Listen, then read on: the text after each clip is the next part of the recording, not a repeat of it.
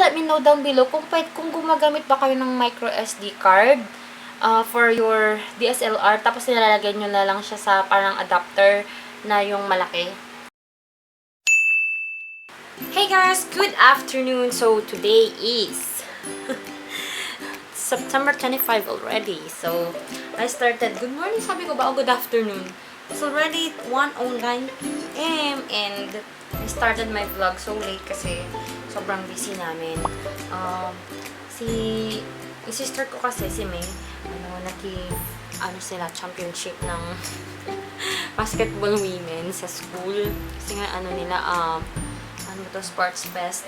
So, walang mag-alala kay baby girls. Tapos si mama ko very busy naman na naglalaba. Tingnan ko, sorry guys. Busy naman na naglalaba. Tapos yun, ginising ako ni mama ko. Pinunta niya dito si Bebe. Kasi nag-iinarte doon sa labas si Bebe. Ayaw daw niya doon, mabaho daw doon. Sabi niya. Ang arte. Tapos yun, lumapas kami and ako na nagluto ng breakfast. Tapos yun, naka-end, tsaka pinaligo ko na si Bebe.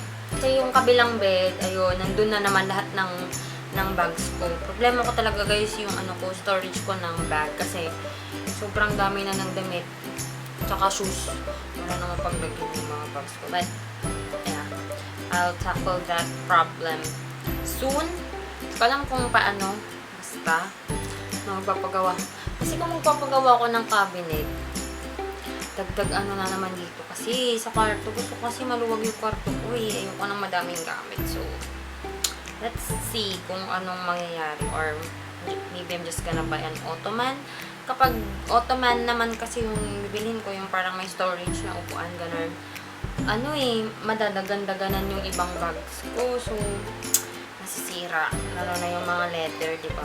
So, let me know down below guys kung ano yung mga yung preferred nyo how to store your bags. Kasi, I really don't have an idea sa sobrang dami ng bags ko. Mga ginagamit ko ganun na pang everyday. Hopefully ngayon matanggal na yung bed na yan na isa. Iuwi na namin yan sa Ilocos. By October siguro iuwi namin yan. Pupunta kami doon ni Mac.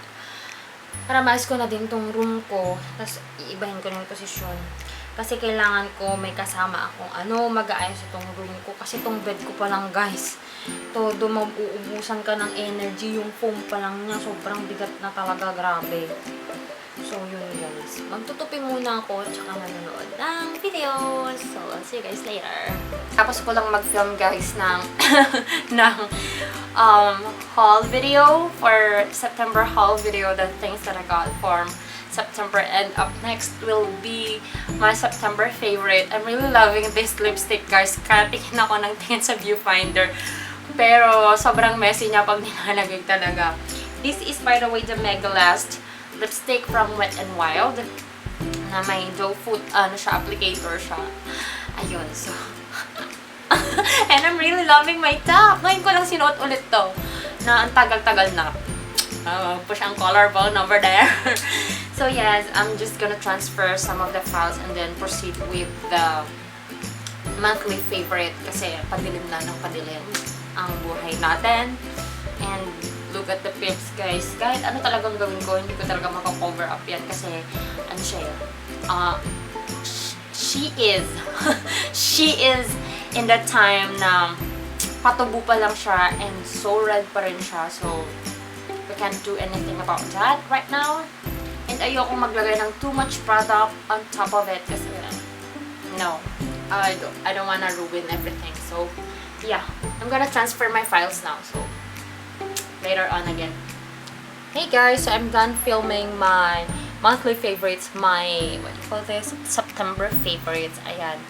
Sobrang and I'm really loving this one. Tingnan nyo guys, ngayong month ko lang na-realize na dalawa pala yung shade ng ng lip liner ko na from Jordana. This is the mulberry. Is that how you pronounce the word? So yun, parang may hint of violet siya. So I'm really loving this one, diba? Ginagamit ko siya sa mga vlogs ko. Kapag nagjujude ako, bonggang-bongga yan kasi hindi yan na bubura. Kailangan mo pa ng matinding katoksikan para mabura yun. And yun, problema ko talaga yung pimple ko ngayon guys. Sobrang nag-oily na ako, nag-oil up na ako. The pimple is really there. So, yes. I'm gonna transfer again the file kasi yung memory card ko kasi 8 GB lang siya. So, naghahanap ako ngayon ng, that's why I was browsing a while ago sa Lazada ng mga memory cards, tripod, and all those, parang, at saka external hard drive, para, kasi nag-delete na ako ng mga videos ko nitong mga nakaraan kasi nga 'di ba full na yung yung lapi ko.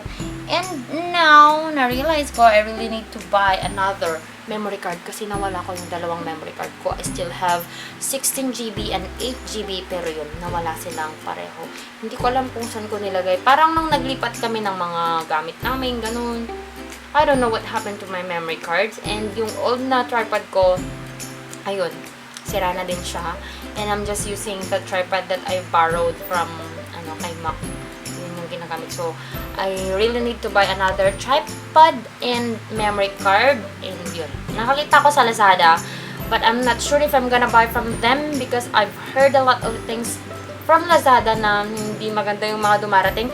But in my experience before, kasi doon kami bumibili ng mga gamit namin dati. Actually, nakabili na nga ako dati doon ng mixer and it did really great naman. Okay naman siya. And until now, hindi na ginagamit pa namin siya and the service was really good. But I don't know yet. So, let me know down below guys kung ano palang masasuggest nyo na memory card. I wanna ask you, yung mga mateke-teke dyan about memory card. Kasi ang alam ko, dapat sa DSLR, if for video purposes siya, dapat class 10. 10 or yung may X, basta 10, ganun. Kasi, yun yung nag-aano sa speed ng video. But, I've seen in Lazada, mahirap nang maghanap ng yung malaki na SD card. SD card ba? Yung basta yung malaki siya, ganyan. Yung hindi nilalagay sa phone, di ba micro SD card yun? Basta, yung maliit. So, yung SD card na mas malaki. Basta yun.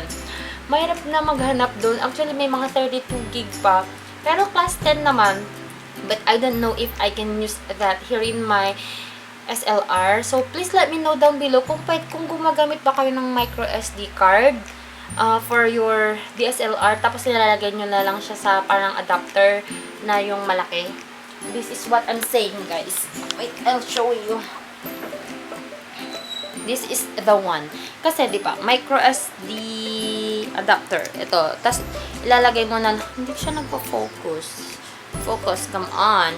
So, ayun. Ilalagay mo na lang dito yung maliit, yung micro SD card. And then, ito yung isushoot mo dyan sa DSLR mo.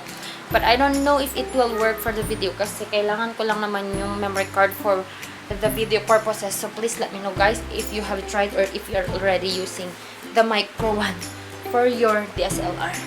We don't talk anymore.